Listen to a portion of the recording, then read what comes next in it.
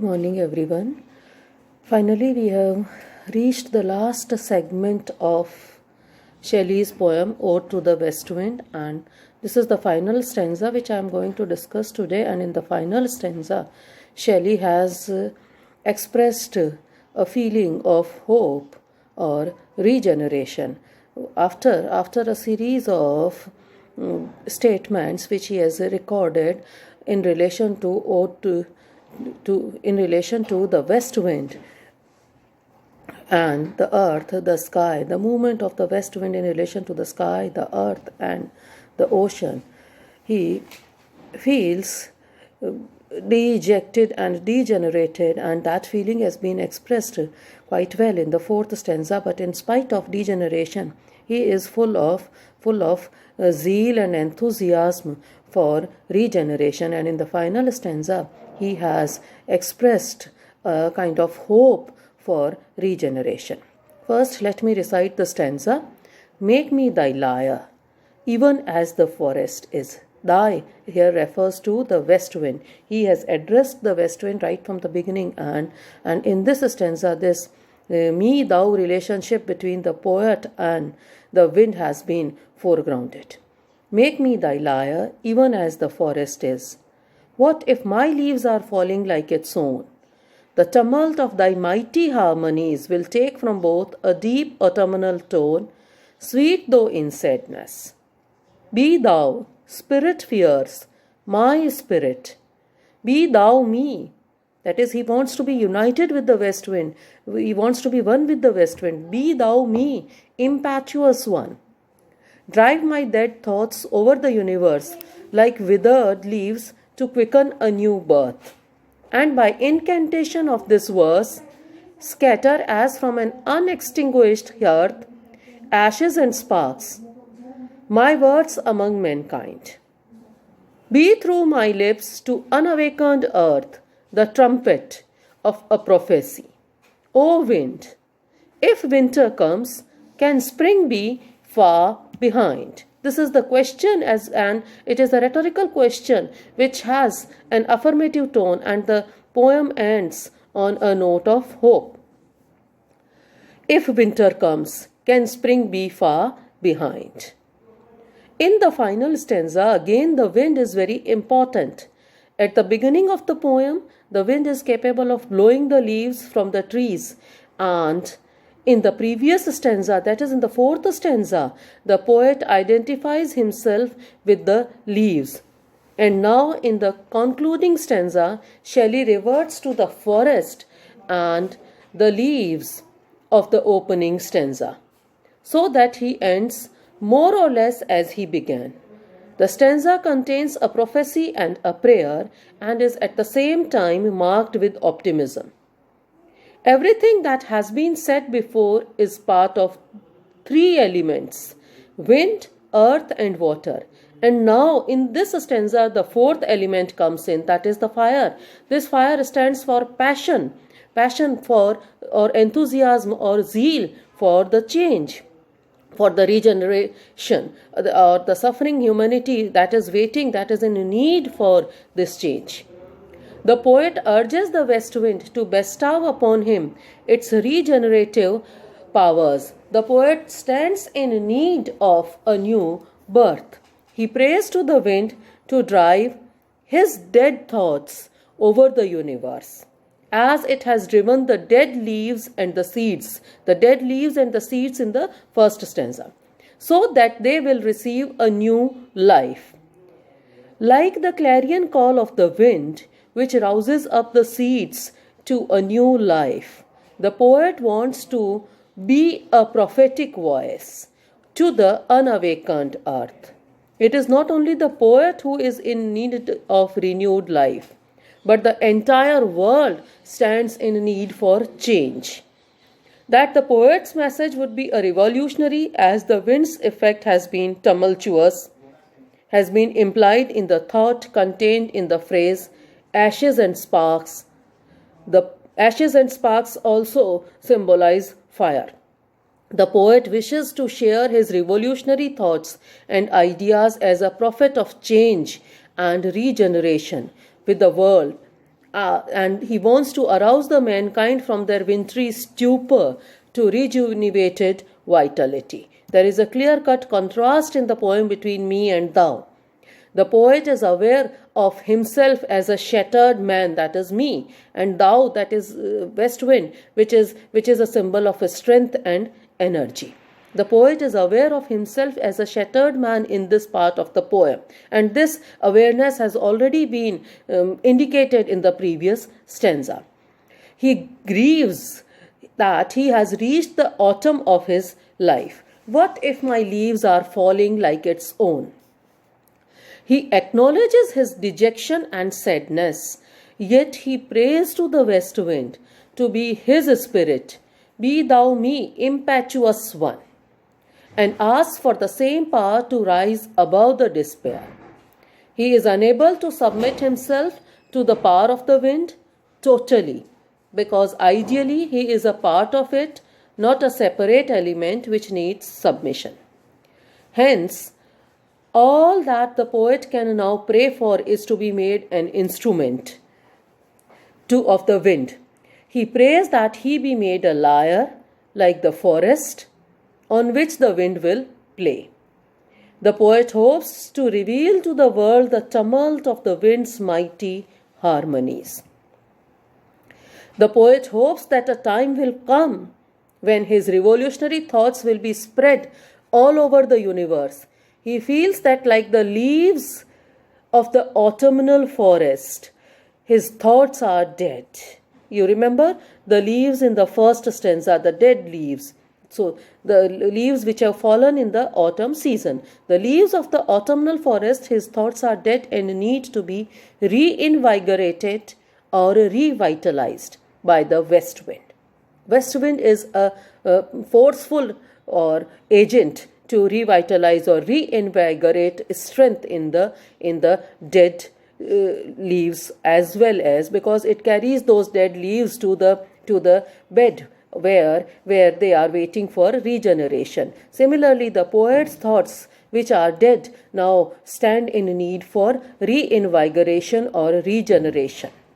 The poet implores the west wind to blow through his heart and scatter his thoughts over the slumbering world, with the hope that his prophetic thoughts will have their positive effect on humanity, on mankind. The poet passionately invokes west wind and appeals to make him the instrument of its expression, to spread fresh notes of life and high ideals over the world. He is sure that all the trials, troubles, and sufferings of mankind will pass away in days to come, and a glorious millennium will dawn upon the earth.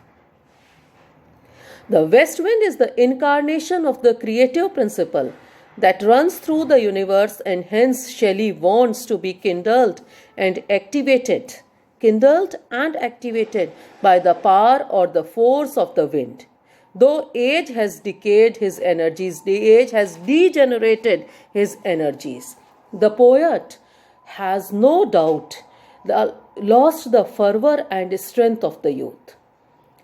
But the west wind produces a sweet music in the autumnal forest, even when the trees cast off their leaves, that rustling sound of the leaves that produces the music. Cast off the leaves. It may not be able to call forth the joyous music from the poet's lips, but the poet's sadness will soften the wildness of the west wind. So he implores the west wind not only to be its musical instrument, that is lyre is a musical instrument, but also to make his spirit as free and strong as the wind itself. So the two qualities of the wind have been foregrounded. First, the freedom that the wind enjoys, and the second thing, the strength that the power that the wind has. And this power or this strength has the capacity to regenerate others which are in connection, which stand in consonance with the wind. So he implores to the west wind not only to be its musical instrument, but also make his spirit as free and strong as the wind itself. Shelley earnestly requests the west wind to help him spread his message all over the world. The poet appeals to the west wind to become his force and help him express and spread his word to the world through the impressive song he has created, and bring a new life to the decaying world and quicken rebirth for mankind that has been facing trials and tempests on this earth. He finds connection between the forest, whose trees have begun to shed leaves, and the poet's life, which is inseparable. The poet's life, which is inseparable from the very autumn. He prays to the wind that, like the forest ringing with the sound of the west wind, he may be made the lyre of the wind. The impetuous wind passing through the leafless forest, because it is autumn, and the autumn has shed all the trees from all its leaves. Leafless forest in the autumn season would produce a softened music, inspiring the poet to sing by making him his lyre. The music would be melancholic and sad. The music will be melancholic. Why melancholic and sad? Because it will again be in sympathy with the surroundings, the season, the autumn season. As the trees have lost their leaves, similarly the poet has also lost his youthful vigor and enthusiasm. The west wind, by driving away the pale, dead leaves of autumn, brings about a rebirth of vegetation in spring. Let it similarly scatter the poet's words, just as it scatters the seeds to their beds. Let it scatter the poet's words. Let it similarly scatter the poet's words among mankind, and thereby pave the way for regeneration. The wind scatters ashes and sparks from smouldering earth. Let it similarly convey to the world the thought that filled Shelley's mind, in which fire of inspiration still smoulders. The poet requests the west wind to be his trumpet, just as trumpet makes an announcement. Similarly, the poet through this poem is trying to announce the arrival or the advent of a spring after winter. The poet requests the west wind to be his trumpet to proliferate the thought of regeneration to the sleeping or slumbering mankind. The trumpet image calls in the image of the trumpet that is blown on the day of judgment to rouse the dead souls from their graves. The west wind can be identified with the poet's fiery spirit that will blow the trumpet in order to rouse the slumbering world, just as the clarion call on the day of judgment will awaken the dead people from their graves. Now, it reminds us of the first stanza again, where the seeds have been lying inert and inactive under the earth, which is compared to the grave, under their graves, till they bloom when spring arrives and spread fragrance and variety of color in the atmosphere around. So the poet is sure that the west wind will help him to send his message of regeneration to the sleeping nations of the world. Next, we can say Shelley strongly desires to imbibe the impetuosity and force so characteristic of the wind within him and identify himself with the wind. The poet asks for a union of his own self with the mighty spirit of the wind that would drive away the dead thoughts, carrying the winged seeds to the ground where they shall germinate, recalling the image of the withered leaves. First stanza.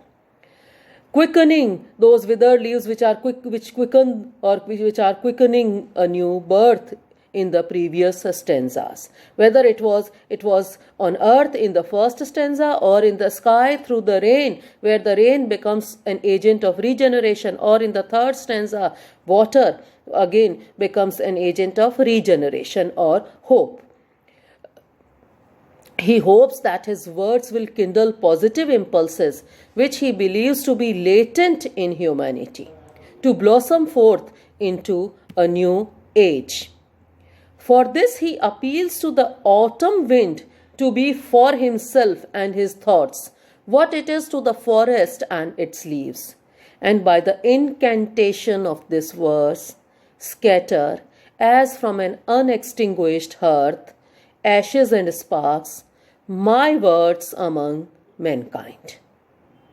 Shelley is looking forward to a new earth where freedom, justice, and truth should be more apparent and established virtues, and he would be pleased to be a participant to bring about this change in the world. The poet's mind, full of thoughts, is like the hearth where the fire or passion or enthusiasm is not extinct or dormant. Shelley's poem or Shelley's words are compared to the ashes and sparks that are still capable of being fanned into a blaze. The thoughts which have remained ineffective and dormant so long would quicken the moral regeneration of mankind through the magical effect of his mighty harmonies. It seems as if the poet is making an appeal to the west wind to spread the generous impulses, ideas, and ideals contained in this poem. In response to the poet's appeal, the wind seems to announce thus: "Let me, as your trumpet announces to a sleepy, indifferent world, the certainty of a glorious future succeeding the present era of gloom." Nature is dull and lifeless in winter.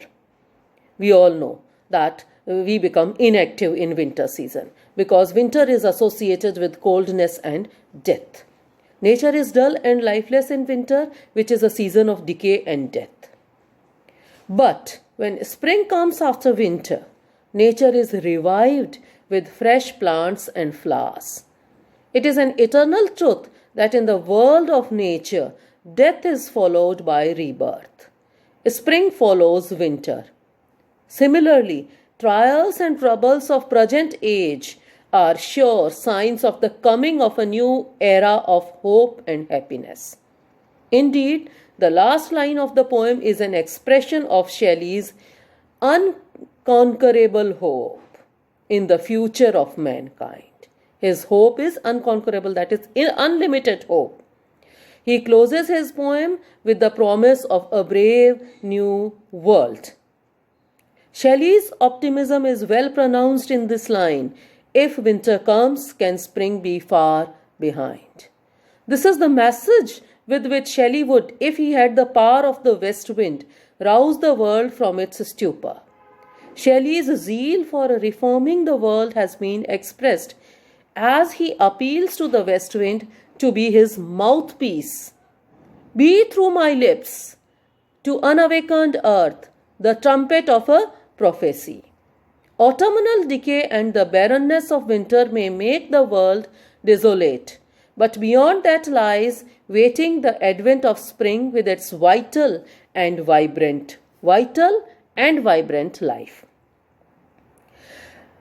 There is a recurrent confrontation between thou, me, and me, thy pronouns in this stanza, which signals a restored confidence, if not in the poet's own abilities, at least in his capacity to communicate with the wind. So this is the dialogue between the wind. It seems as if it is a dialogue between the wind and the poet, because we know that ode is a poem which is in the form of an address, and he is addressing the west wind. There is a recurrent confrontation between thou, me, and me, thy pronouns in the stanza, which signals a restored confidence, if not in the poet's own abilities, at least in his capacity to communicate with the wind. It is also noteworthy that first person pronouns also appear in a great frequency here also, as they have occurred in the previous stanza. The possessive pronoun my predominates here, on account of which the stanza sounds self-possessed. This stanza no more reflects a tone of prayer or requests as it was the case in the previous stanzas, but it has changed into a demand, a strong, solid demand, and then consequently hope. The poet becomes the wind's instrument, his lyre, which symbolizes the poet's own passivity towards the wind. He becomes his musician, and the wind's breath becomes his breath. The poet's attitude towards the wind has changed, as the wind that was an enchanter in the first stanza has now become an incantation. So the role of the wind has also changed here in this stanza, in the final stanza. The final stanza stands in contrast with the previous one, that is the fourth one. In the fourth stanza, the poet articulates himself in singular as a leaf, a cloud, a wave, and the sense of personality as vulnerably individualized led to self-doubt regarding himself, because he has become decayed or degenerated on account of old age, because he is afraid that what is tameless and swift and proud will stay chained and bowed. In the last stanza, the poet resorts to plural forms, that is, my leaves, thy mighty harmonies, dead thoughts, withered leaves, ashes and sparks, my words, my lips. By the use of the plurals, the poet is able to show that there is some kind of peace and pride in his words. Peace and pride in his words, and the uncertainty of the previous stanza has blown away as he stands united with the west wind now. Be thou me.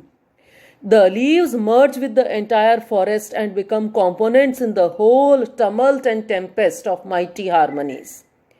The use of modal will is certainly a reference to the future that sounds to be a kind of prophecy for what might come in spring beyond winter. So the cycle of life continues, and in this cycle of life the poet feels that nothing is permanent. That is why he says, if winter comes, can spring be far behind? It is of course a rhetorical question, because spring does come after winter, we all know, but the use of the conditional if suggests that it might not come if the rebirth is strong and extensive enough, and if it is not, another renewal, that is a spring, will come anyway. Thus the question has a deeper meaning and does not only mean the change of seasons, but it is also a reference to death and rebirth as well. It also indicates that after the struggles and problems in life, there would always be a solution. It shows us the optimistic view of the poet about life, which he would like the world to know. It is an interpretation of his saying, if you are suffering now, there will be good times ahead. But the most powerful call to the wind is the lines, drive my dead thoughts over the universe, like withered leaves to quicken a new birth. Here Shelley is imploring, or really chanting to the wind, to blow away all of his useless thoughts, so that he can be a vessel for the wind, and as a result, awaken the earth.